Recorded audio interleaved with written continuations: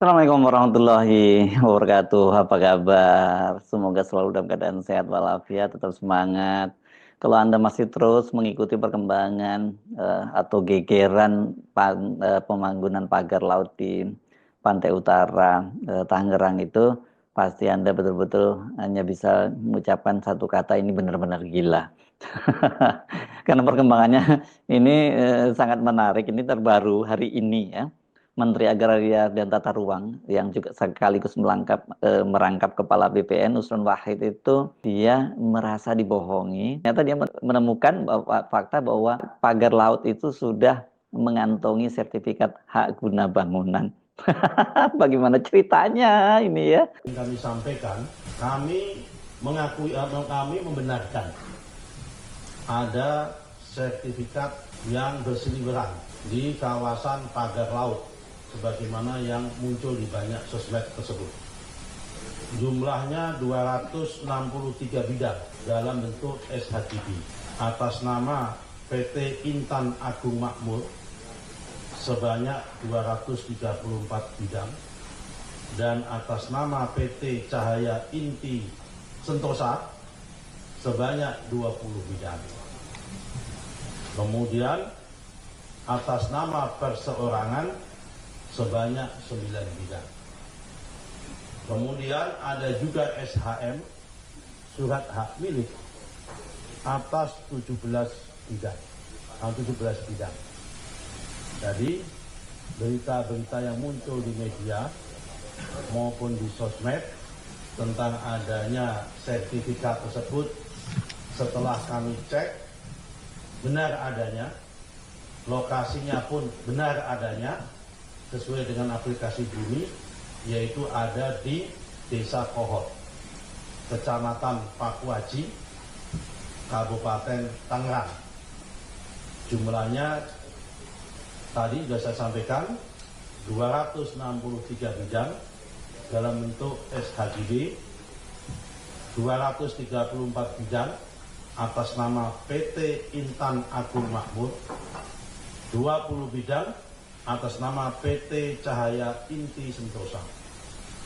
Kalau saudara-saudara ingin tanya dari mana siapa pemilik PT tersebut, silakan cek ke AHU, Administrasi Hukum Umum, untuk ngecek di dalam aktenya. Kemudian yang perorangan sebanyak 9 bidang. Kemudian yang berupa SHM sebanyak 17 bidang. Nah, kalau begitu sekarang kita tinggal cari ya siapa ini PT-PT ini, kan ini ada dong ya di PT ini di mana, di Kemenkumham, sekarang bukan Kemenkumham lagi ya. Kemenkum pasti terdaftar tuh nama-nama PT itu, dan kalau mau cari misalnya pajaknya itu biasanya pasti di Kementerian Keuangan atau Direktorat Jenderal Pajak pasti ada lah ya, kecuali kalau dia nggak bayar pajak tuh. Tinggal kemudian dipanggil mereka, nggak usah seperti yang rencana dilakukan oleh Menteri Kelautan untuk melakukan investigasi, memanggil para nelayan yang disebut oleh jaringan rakyat Pantura sebagai pemilik pagar itu karena mereka membangunnya secara swadaya gitu ya. Ini benar-benar kacau balau. Dan kemudian berikutnya gampang nih, tinggal dicari kapan itu diterbitkannya itu, pada eranya menteri siapa gitu, karena kan Nusron Wahid itu dia ini menteri yang baru, pasti bukan dia yang menerbitkan karena dia sendiri mengaku tidak tahu menahu. Sebelum Nusron kan itu dijabat oleh Agus Harimurti Yudhoyono, tapi Agus Harimurti Yudhoyono kan tinggal cuman berapa bulan, apa mungkin dia menerbitkan itu. Kemudian sebelumnya ada nama Marskal TNI Purnawirawan Hadi Cahyanto yang digantikan oleh Agus Harimurti, dan sebelum Hadi Cahyanto itu ada namanya Sofyan Jalil ya, menteri PR-nya. Jadi tinggal dicek tanggalnya berapa, tahun berapa, dan kita langsung tahu dong sebenarnya ini siapa menteri yang menerbitkan, dan menterinya juga dipanggil sekalian ya gitu. Apa ceritanya ada laut kemudian diterbitkan HGB-nya. Nusron kan sebelumnya mengaku dia belum bisa berbuat apa-apa soal pagar laut yang waktu itu disebut misterius karena kata dia karena pagar laut berada di itu kan di wilayah lautan kata dia. Kementerian ATR BPN belum bisa masuk mengurusi persoalan tersebut. Nah, ini gimana ceritanya sekarang tiba-tiba udah ada HGB-nya. Kalau HGB ya Kementerian ATN. Pada waktu itu Nusron menyatakan begini, selama masih di laut itu adalah rezimnya laut. Kalau di darat tergantung apakah masuk kawasan hutan atau bukan. Kalau hutan itu menjadi kewenangan Kementerian Kehutanan. Kalau bukan hutan, ya itu menjadi kewenangan kami. Itu hari Rabu, tanggal 15 Januari 2025 ya Nusron ya. Nah sekarang ternyata dia menemukan itu. Berarti Nusron sempat dibohongi dia. Jadi merasa dia dibohongi. Siapa yang membohongi Nusron? Ya stafnya Nusron yang pasti tahu ya. Kalau staf-stafnya pasti tahu lah ini apa yang terjadi. Nah, gimana ceritanya ini? Soal dugaan adanya coupling-coupling tadinya disebut seperti itu sebelumnya sempat juga diunggah oleh akun X @pakmul63. Ini pada tanggal 15 Januari 2025 ini Pak Mul ini dan Mulyanto ini mantan anggota DPR RI dari PKS yang bersama Said Didu udah sering turun ke lapangan gitu ya. Nah, dia punya citra satelitnya dan itu terlihat jelas melalui citra satelit dan terbagi dalam 3 blok berbeda. Jadi katanya kalau ketika diperhatikan lebih teliti, pagar laut itu terbagi menjadi 3 blok, yaitu blok 1 di mana pagar laut itu terletak di Desa Kramat, membentang sepanjang 3,07 km. Blok 2, pagar laut di blok itu terletak di Desa Kohot, membentang sepanjang 4,71 km. Kemudian blok 3, pagar laut ini juga terletak di Desa Kohot, membentang sepanjang 1,47 km dan berhimpitan dengan muara Sungai Cisadane. Lebih lanjut, citra satelit juga menunjukkan pola pemetaan pagar laut yang membuat warga curiga. Berdasarkan data citra satelit, terlihat jelas pada masing-masing blok telah diberi sekat pembatas yang ukurannya bervariasi. Sekat tersebut seolah-olah mirip dengan keramba untuk budidaya ikan kerang atau digunakan sebagai penahan ombak. Sehingga secara visual sekat tersebut mirip laut yang dikafling-kafling tambahnya. Ternyata ini bukan mirip lagi, rupanya betul-betul dikafling dan itu kemudian diberi sertifikat ya, sertifikatnya HGB ya, hak guna bangunan. Kalau di laut kan apa ya, HGL, hak guna laut. Ini kacau balau ini betul-betul.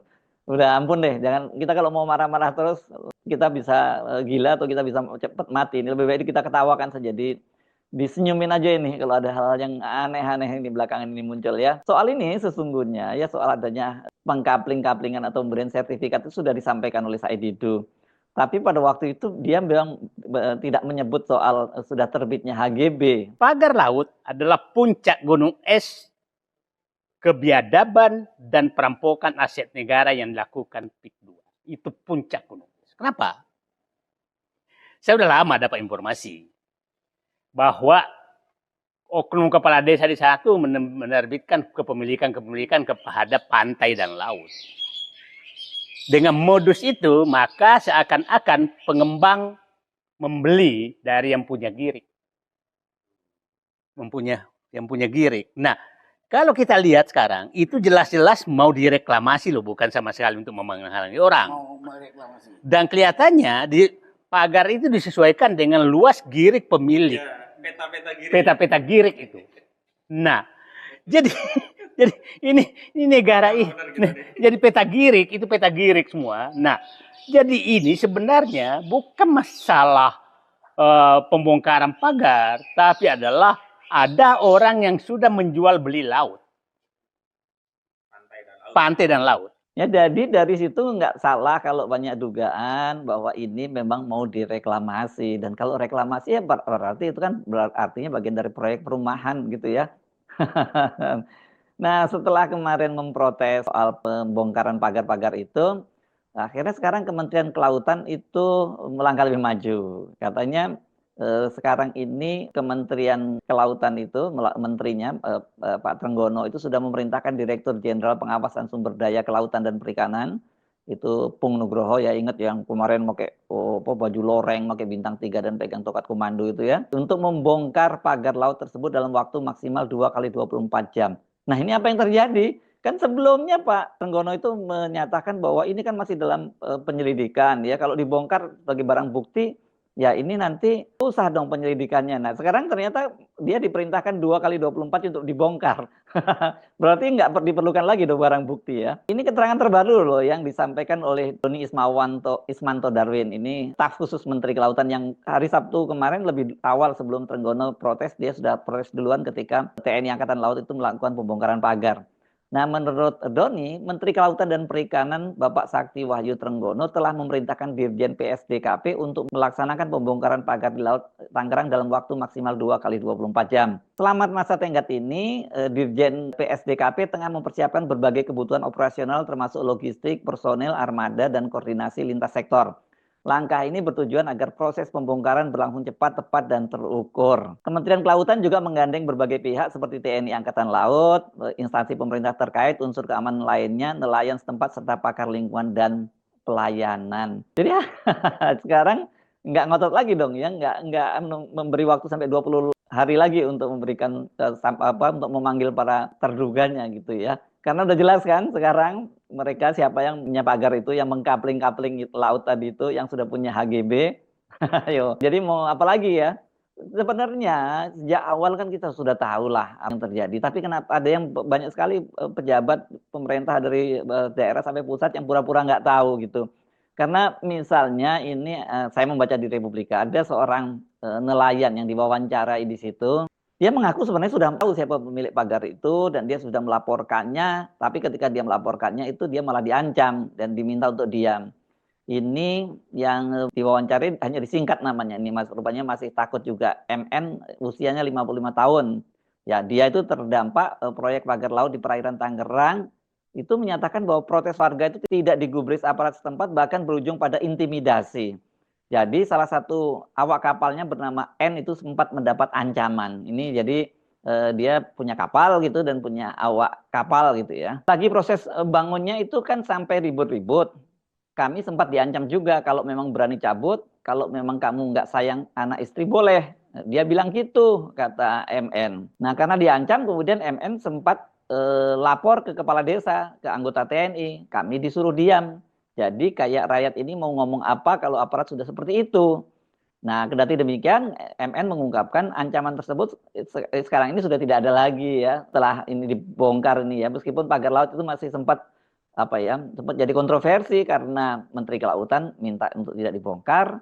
Sementara itu Panglima TNI menegaskan bahwa itu perintah dari Presiden Prabowo Subianto. Nah, siapa yang membangun pagar ini? Ini versi nelayan ya. Menurut mereka ini pemerintah itu nggak jujur kalau mengaku tidak tahu menahu pemilik pagar ke laut itu, karena kata dia pemilik pagar laut itu adalah perusahaan besar di Indonesia yang berbisnis di bidang properti. Dan dia jelas menyebut bahwa masalah pagar laut itu juga pihak pemerintah bilang nggak tahu punya siapa, itu bohong. Itu punya Agung Sedayu Group.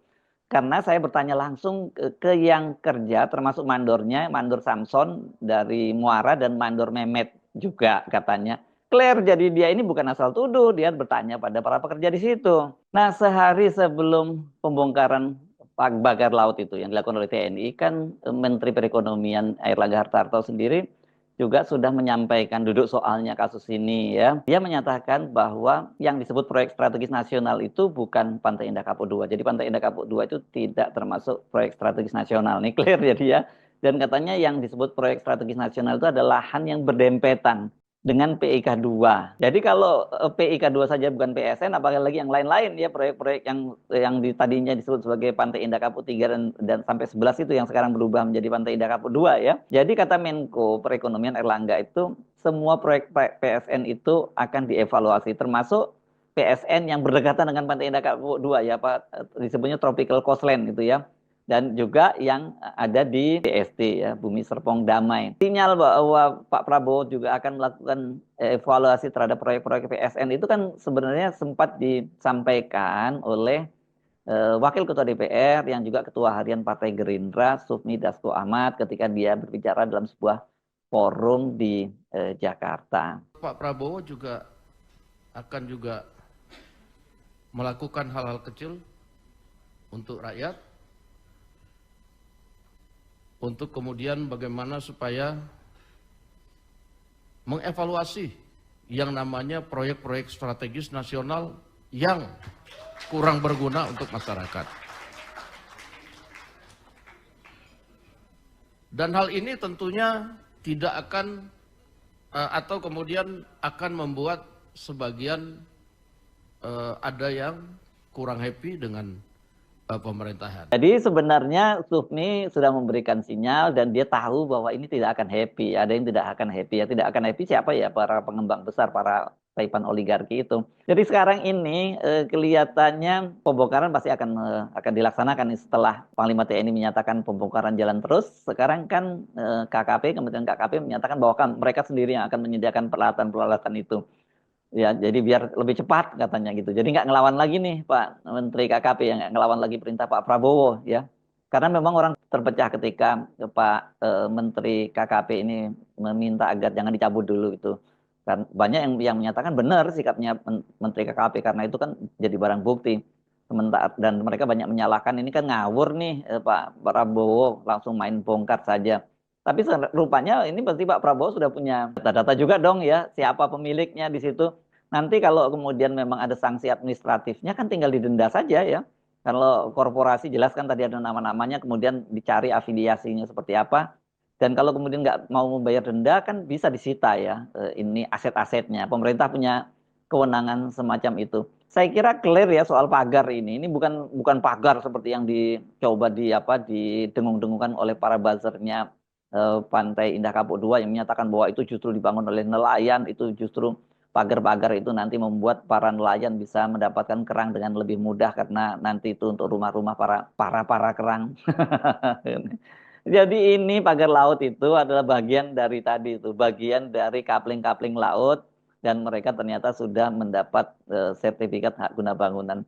Jadi yang mereka dalam tanda petik ini ya, nggak terlalu salah gitu. Jadi sekarang harus dicari dan dipanggil itu siapa pemilik pagar laut itu, nama-nama perusahaannya sudah tahu, dan kemudian yang kita mesti jelas saja ini afiliasinya dengan PT Agung Sedayu Group itu apa gitu. Bisa saja mereka memang entitas yang berbeda, tapi sebenarnya mereka sebagai pelaksana kan biasa seperti ada subkontraktor dan sebagainya yang melaksanakan semacam itu.